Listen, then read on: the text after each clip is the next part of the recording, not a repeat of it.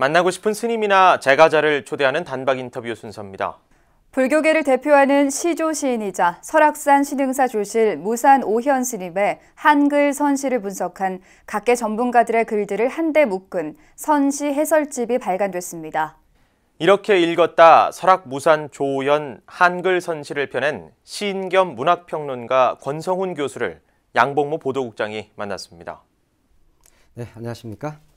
네, 안녕하십니까? 예, 이번에 아주 좋은 책을 하나 발간하셨습니다. 예, 이 보니까 이렇게 읽었다. 설악 무산 조현 한글 선시 이렇게 되어 있습니다.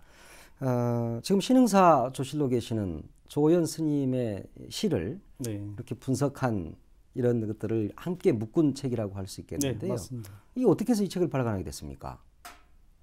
네, 10년 전으로 거슬러 올라가는데요. 제가 박사과정을 끝내고 그리고 논문을 쓸 당시에 뭘 쓸까 고민을 하고 있을 때 그 당시에 이제 그 지도 교수님이셨던 이경용 교수님께서 선시에 대해서 한번 써보는 게 어떻겠느냐. 네. 선시는 연구도 안 되어 있고 그리고 공부를 하게 되면 시도 쓰고 하니까 충분히 아마 쓸 수 있을 것이다 라고 말씀을 하셨는데 그 당시 저는 당혹스러웠던 게 불교에 대해서는 잘 알지도 못하고 근데 그렇다 그래서 불교를 갖다 한 번에 이렇게 알 수 있는 부분도 아니고 그래서 그 당시 그 교수님께서 주신 책이 조현 스님의 그 절간 이야기라는 책이었습니다. 네.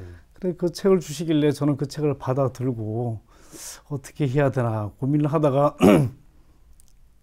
이제 집에 놔두고 그 받았다는 그 흔적조차 잊어버렸죠.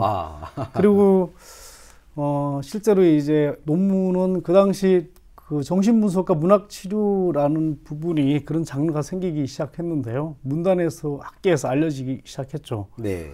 근데 저는 이제 문학과 그리고 병질적인 어떠한 그런 부분에 관심이 있었기 때문에 한국 그 현대시에 나타난 치유성 연구로 논문을 쓰고 논문을 쓰다가 보니까 다시 그 절간 이야기가 그 눈에 들어왔던 거죠.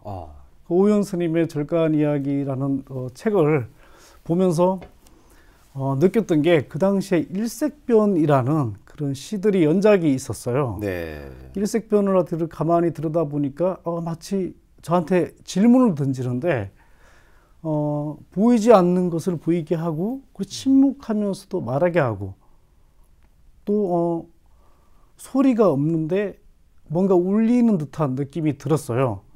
그렇다면 이게 어디서 오는 것일까? 문학의 수사적인 압축과 상징으로 볼 수도 있는데 그런 경계를 허무는 것들이 어떻게 가능할까? 라는 고민에 사로잡힌 이후에 다시 이 책을 하나 묶어서 저뿐만 아니라 한번 이게 일반 독자들에게도 그런 어떤 시가 갖고 있는 또한 선시가 가지고 있는 그런 경계를 허무는 그런 부분에 있어가지고 과연 같이 공감을 하고 같이 느껴보면 어떻겠느냐라고 생각하면서 책을 엮기 시작했고요.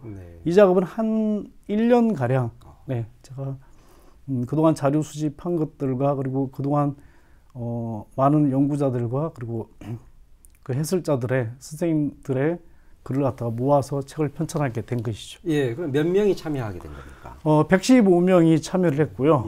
여기 보시면 아시겠지만 뭐 시인, 평론가, 그리고 대학 교수, 그리고 정치인들, 그리고 일반 그 스님들, 뭐 많은 어떤 학자와 그리고 정계 인사들이 골고루 분포되어 있다고 볼 수가 있죠. 그 오현 큰 스님은 언제 처음 보셨습니까? 2년 전에 처음 만났는데요. 2년 전에 처음 만났을 때 좀 당황했던 게요. 제가 알고 있는 고승이라고 하면은 뭔가 도가 높기 때문에 근엄하다든가 아니면은 뭐 상당히 이제 뭐 불교 가면은 그 마치 그 석가상을 본다든가 이런 것처럼 그런 모습을 상상을 했는데 뭐 허름한 옷을 입고 계시고 또 사투리를 갖다가 경상도 사투리를 심하게 쓰시고 또 그걸 보니까 우리 그 돌아가신 할아버지가 생각이 나는 거예요. 네. 그래서 스님을 제가 그 처음 배웠을 때 그런 어떤 모습들 속에서 스님이 선시를 갖다가 쓰듯이 그 스님 삶 역시도 뭔가 보여주지 않으면서 보여주시려 그러고 또 말하지 않으면서 말씀해 주시고 네. 그런 어떤 울림들 그런 울림들이 결국에는 스님의 어떤 문학을 궁구하게 됐고 제가 또한 그 스님의 어떠한 그 선시에 대해서 갈망했던 부분도 거기에 있다고 볼 수가 있습니다. 예, 이 조연 스님의 이 한글 선시를 보고 네. 나름대로의 그 냉철한 분석들, 또 따뜻한 분석들을 내놓고 있네요. 네. 예, 115분이 참여한 책이고, 네. 115분이 참여했다는 것은 그만큼 115분 이상이 조연 큰 스님의 시를 분석하고 학술적으로 논문을 쓰고 그랬다는 이야기가 네, 되는데요. 맞습니다. 예. 그 조연 큰 스님에 대한 시를 연구하는 분들이 굉장히 많나 봐요. 현재 2015년까지 네. 제가 분석하고 자료 조사한 바에 의하면요. 스님께서는 지금까지 쓴 시가 한 300여 편 네. 쓰셨고요. 300여 편에 대해서 각기 다른 연구자, 평론가, 그리고 시인들이 스님의 그 논문을 분석을 해왔는데요. 그동안 석사, 박사, 그리고 그 등재지 이상의 학술 논문이 10편 이상이 나왔고요. 예. 문예지라든가 이제 학술지, 그리고 일반 이제 자료집, 이런 데까지 포함을 하면 한 150여 편이 연구가 되어 있는 걸로 봐서, 네. 지금까지 그 미당 이후에 생존 시인들 중에 가장 많이 연구가 된 시인으로 이렇게 보아야 할 것이 정확하다고 봅니다. 아, 예. 앞으로도 더 많은 연구가 이루어질 거고요. 한글 선시의 면맥을 잇는다는 건 상당히 중요한 의미가 있거든요. 네. 근데 지금까지는 한글 선시를 불교의 어떤 하나의 분파로서 이해를 갖다가 해 왔어요. 네.